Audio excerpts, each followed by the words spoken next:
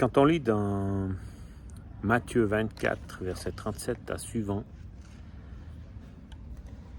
c'est ce passage où Jésus parle de la fin des temps et il dit qu'à la fin des temps, ce sera comme à l'époque de Noé. Il dit qu'il faut veiller, il dit que le jour du Seigneur viendra comme on ne s'y attend pas, qu'on sera surpris en fait par ce jour.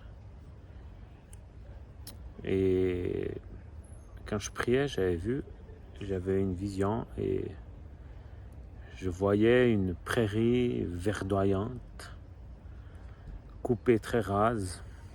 Et le bout de cette prairie, c'était une falaise avec beaucoup de rochers, même déjà en bordure de prairie, il n'y avait que des rochers, du sable. Et cette falaise était haute. Et au pied de la falaise, il n'y avait que de l'eau, une mer agitée. Et je voyais, j'avais l'impression qu'on était tous poussés vers le bord de cette falaise, jusqu'à ce qu'on tombe de cette falaise.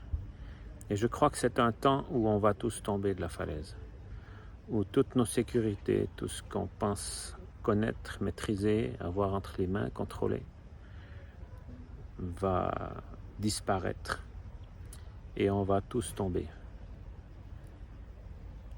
Et on va tomber dans l'eau.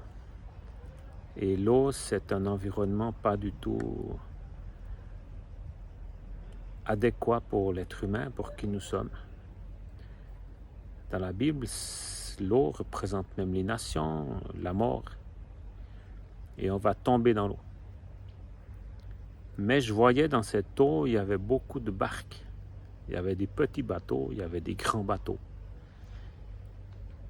Et ces embarcations, c'était en fait des œuvres chrétiennes. Ça peut être des entreprises, ça peut être des familles, ça peut être des églises. Mais tout représente l'Église avec un grand E. Et voilà, dans Marc 24, verset 37, c'est dit que ce sera comme à l'époque de Noé.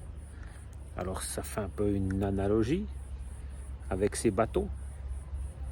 Après, je pense que dans ces temps où on va, le salut, notre sécurité, notre bien-être, notre repos, le repos pour l'être humain, sera l'œuvre de Jésus. C'est l'Église avec un grand E. Pas l'Église au sens de la religiosité, de la légalité, mais vraiment vivre dans le repos de Dieu. Dieu est notre Père et il veut qu'on vienne dans le repos qu'il veut nous donner.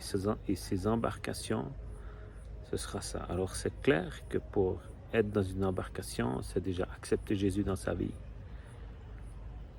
Puis faire partie de ces embarcations où il y aura le repos de Dieu. Le reste, ce sera la mort. Alors je crois vraiment que c'est ce qui vient. Alors, consulte ton cœur et ta vie pour savoir qu'est-ce que tu veux faire. Le jour où on va tomber de la falaise, on ne connaît pas ce jour. Peut-être chacun tombera peut-être on ne tombera pas tous en même temps. Mais chacun tombera. Et puis, quand on tombe d'une falaise comme ça dans l'eau, c'est pas nos œuvres, c'est pas notre propre force, notre intelligence, notre savoir qui peut nous sauver. C'est seulement la main de Dieu. Alors posons-nous chacun la question, où est-ce qu'on en est aujourd'hui? Est-ce que le jour où tout ce qu'on connaît s'effondre, le jour où ça vient et que toute ma vie s'effondre, sur quoi ma vie sera bâtie? Sur tout ce que je connais de ce monde s'effondre, sur quoi ma vie sera bâtie? Dans la Bible, c'est dit que si tu bâtis ta vie sur la roche, elle va tenir. Si tu la bâtis sur le sable, elle ne tiendra pas. Et la roche, le rocher, c'est la parole de Dieu. Alors choisis de bâtir ta vie sur la parole de Dieu. Et le jour où tu tomberas de la falaise, tu seras établi. Et ta vie tiendra. Et tu continueras ta course parce que tu seras dans ces embarcations qui symboliseront et qui manifesteront le salut de Dieu pour chacun, la victoire de Dieu pour chacun.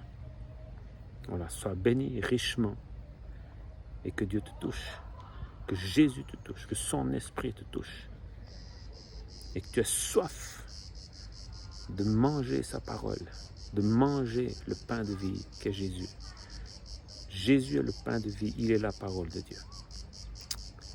Alors bonne suite à toi et à bientôt.